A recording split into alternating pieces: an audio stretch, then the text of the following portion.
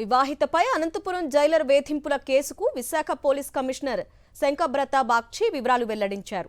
గత నెల పార్వతీపురం మన్యం జిల్లాకి చెందిన బాధితురాలు తనకు ఫోన్ చేసి Anantapuram jailer Subbareddy nude video call చేయాలని వేధిస్తున్నాడంటూ ఫిర్యాదు చేశారన్నారు. దీనిపై విచారణ చేపట్టి పోలీసు బృందాలను అనంతపురం పంపగా సుబ్బారెడ్డి తొలుత అజ్ఞాతంలోకి వెళ్లిపోయి తర్వాత మహిళా కోర్టును ముందస్తు బెయిల్ పొందారని వెల్లడించారు. అతను వివాహితను వేధింపులకు గురిచేసినట్టు తమ వద్ద ఆధారాలు ఉన్నాయన్నారు. సుబ్బారెడ్డిపై ఛార్జిషీట్ దాఖలు చేస్తామంటున్న శంకబ్రత బాగ్చితో మా ప్రతినిధి నరేష్ ఫేస్ టు ఫేస్.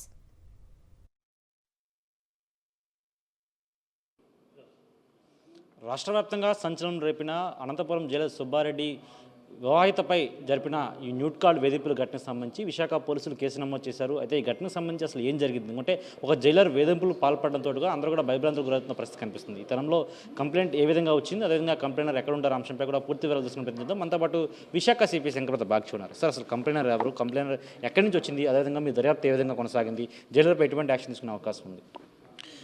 ఇప్పుడు నేను నా పర్సనల్ కాంటాక్ట్ నెంబర్ 7995095799 అందరికీ ఇచ్చాము.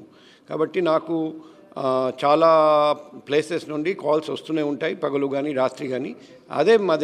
అదేవిధంగా లాస్ట్ మంత్ ఈ కాల్ వచ్చింది. ఒక లేడీ నాకు కాల్ చేసి ఇలా నాకు పోలీస్ డిపార్ట్మెంట్ నుండి ఒకరు వేధిస్తున్నారని చెప్పారండి. సో పోలీస్ డిపార్ట్మెంట్ నుండి ఇలా వేధిస్తున్నారంటే నేను ఇమీడియట్గా షాక్ అయిపోయాను. ఇమీడియట్గా నాకు డీటెయిల్స్ పంపండి అని చెప్తే మేడం వెంటనే నాకు డీటెయిల్స్ పంపిస్తే తర్వాత మేము ఇమీడియట్గా అది ఫేస్బుక్ మెసేజెస్ కాబట్టి మా సైబర్ క్రైమ్ ఇన్వెస్టిగేషన్ స్పెషలిస్ట్ వాళ్ళ ద్వారా ఎంక్వైరీ జరిపించాను.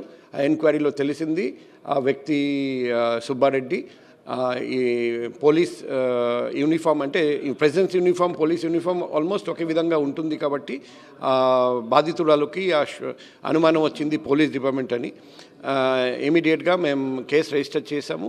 తర్వాత పోలీస్ బృందాన్ని అనంతపూర్ పంపించాము. కానీ ఆ లోపల అతను పారిపోయాడు. ఇప్పుడు మహిళా కోర్టు నుండి అతనికి యాంటిసిపేటరీ బెయిల్ వచ్చింది.